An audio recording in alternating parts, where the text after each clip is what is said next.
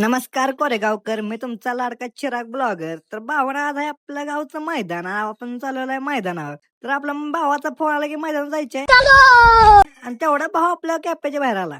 तर म्हणला चला आपला जायचं मैदानावर.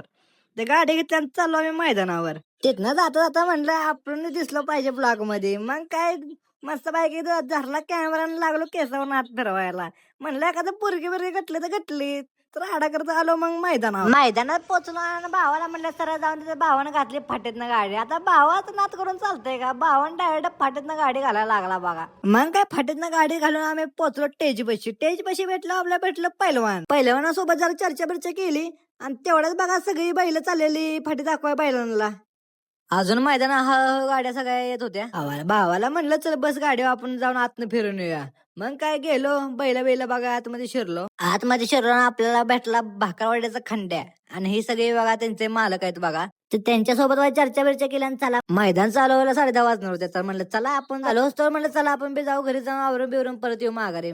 जर आजचा ब्लॉग आवडला असेल तर भावांना लाईक आणि आपल्या आयडियाला फॉलो करा आणि इथनं पुढे आपल्याला असंच ब्लॉग दिसणार आहेत. तर कसं वाटलं नक्की सांगा. आता भेटून नेक्स्ट ब्लॉग मध्ये. धन्यवाद.